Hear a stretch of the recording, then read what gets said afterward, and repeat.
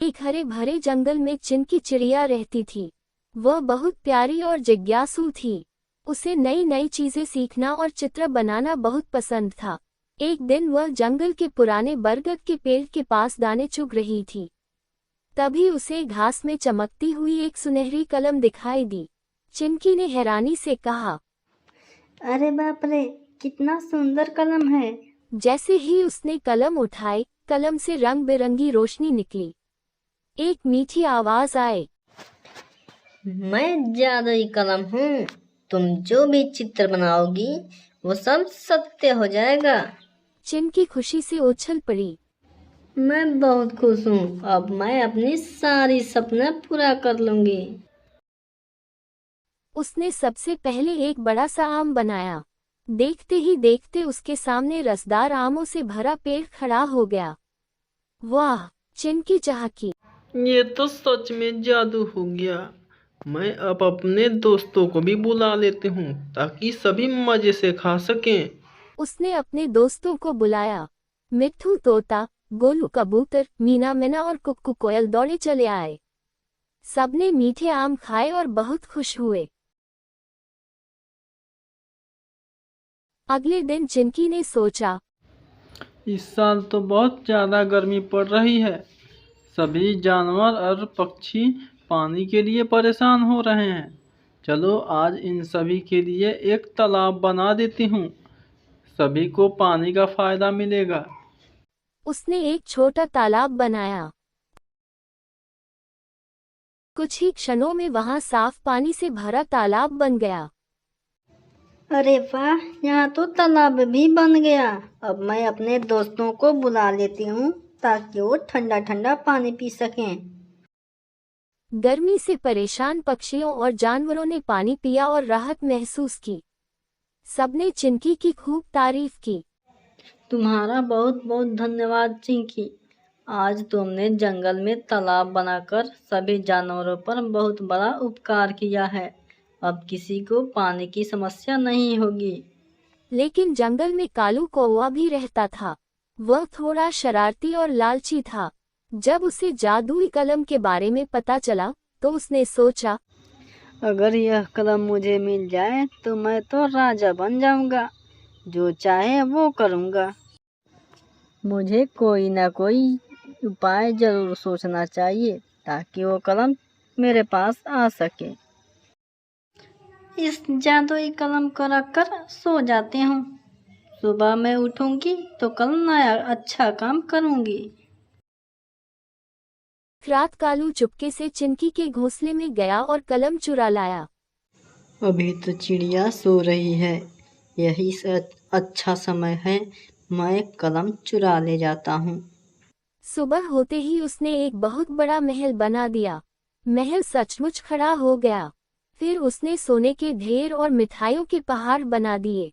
लेकिन लालच में उसने इतना बड़ा महल बना दिया कि वह पेड़ों से टकराने लगा। कई पक्षियों के घोंसले गिर गए। जंगल में अफरा तफरी मच गई। चिनकी और उसके दोस्त कालू के पास पहुंचे। चिनकी बोली, मित्र कालू, जादुई शक्ति का प्रयोग दूसरों की भलाई के लिए करना चाहिए। अपने स्वार्थ के लिए उसका प्रयोग करना गलत है। चलो अब तुम ये जादुई पेंसिल हमें दे दो और हम सभी मिलकर एक दूसरे की सहायता करेंगे। कालू को अपनी गलती समझ आ गई। उसने शर्मिंदा होकर कहा, मुझे माफ़ कर दो। मुझसे बहुत बड़ी गलती हो गई है। आज के बाद मैं ऐसा गलती नहीं करूँगा। मैं लालच में पड़ गया था, इसलिए मुझसे गलती हो गई। हम ये पेंसिल तुमको लौटाते हैं और हम सब मिलकर एक नया जंगल बनाएंगे। तभी जादुई कलम चमकने लगी। आवाज आए, सच्ची माफी और अच्छे काम सबसे बड़ा जादू है। कालू ने कलम से टूटे हुए घोंसले बनाए, नए पेड़ लगाए और जंगल को पहले से भी सुंदर बना दिया। सभी पक्षी खुश हो गए।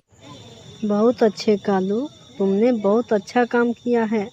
तुमने जंगल को सुंदर बनाने में बहुत सहायता करी है। इसके लिए धन्यवाद। कुछ दिनों बाद कलम आसमान में उड़ने लगी। जाते जाते उसने कहा, जब भी तुम सब मिलकर अच्छे काम करोगे वही असली जादू होगा। चिंकी, कालू और उनके सभी दोस्त मुस्कुराए। उस दिन से जंगल के पक्षी एक दूसरे की मदद करने लगे और खुशी से रहने लगे। सीख, जादुई शक्तियों से भी अधिक महत्वपूर्ण है उनका सही और जिम्मेदारी से उपयोग करना। चिड़िया का जादुई सोने का घर। एक सुंदर जंगल में रंग बिरंगी कार्टून पक्षियों का एक बड़ा परिवार रहता था। उनमें सबसे प्यारी थी एक छोटी चिड़िया जिसका नाम चिंकी था। चिंकी बहुत दयालु और मेहनती थी। वह हर दिन अपने दोस्तों की मदद करती और मीठे गीत गाती थी। एक दिन चिंकी जंगल में दाना खोज रही थी, तभी उसे एक चमकदार सुनहरा पंख मिला। पंख इतना चमकीला था कि उसकी रोशनी दूर दूर तक फैल रही थी।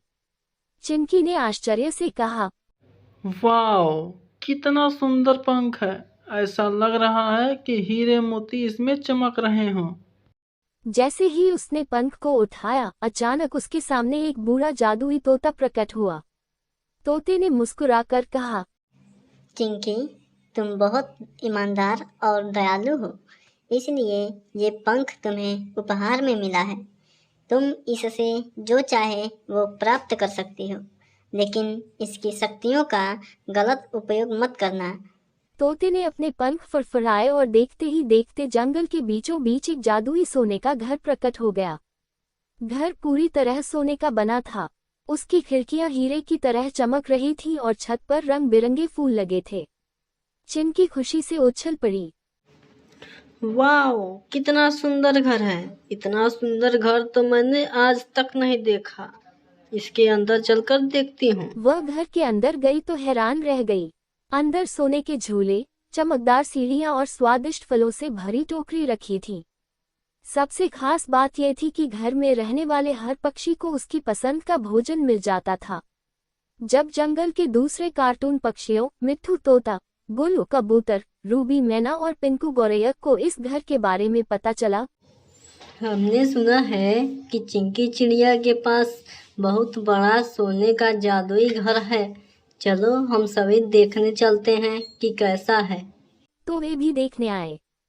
सभी ने कहा, वाह चिंकी, तुम्हारा घर तो किसी सपने जैसा है। मुझे तो यकीन ही नहीं हो रहा है कि इतना सुंदर घर भी होता है।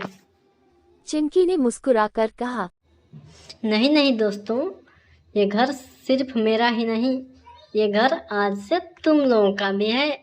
आज से हम सब मिलकर एक साथ यहाँ रहेंगे और खूब मजे करेंगे। ये घर सिर्फ मेरा नहीं है, मेरे सभी दोस्तों का भी है। सब पक्षी मिलकर उस घर में खेलने लगे। वे झूले झूलते, गाने गाते और खूब मजे करते। लेकिन जंगल में एक चालाक कौवा भी रहता था जिसका नाम कालू था। उसे सोने का घर देखकर लालच आ गया। कालू ने सोचा, चिंकी के पास तो सोने का घर है। अगर यह घर मेरे पास आ जाए तो मैं तो इसमें अकेले ही राज करूँगा और किसी भी पक्षी को घर में नहीं आने दूँगा। हमें कोई ना कोई उपाय करके उस जादुई पंख को अपने पास लाना होगा, तभी मेरे पास सोने का घर होगा। एक रात वह चुपके से घर में घुसा और जादुई पंख चुराने की कोशिश करने लगा। अच्छा, तो यही है वह जादुई पंख जिससे चिंकी के पास सोने का महल आ गया है। अभी मैं इसे पंख को चुरा लेता हूँ। जैसे ही उसने पंख को छुआ, घर की दीवारें चमकने लगीं। तभी जादुई तोता प्रकट हुआ। तोते ने कहा, सावधान, यह घर केवल दयालु और ईमानदार पक्षियों के लिए है। लालच करने वालों के लिए यहाँ कोई जगह नहीं है। तुम एक लालची कौवे हो, तुम्हारा यहाँ कोई जगह नहीं है।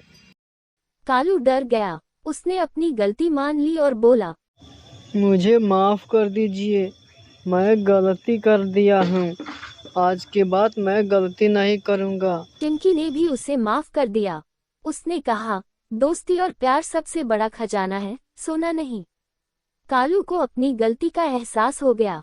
इसके बाद वह भी सबकी मदद करने लगा।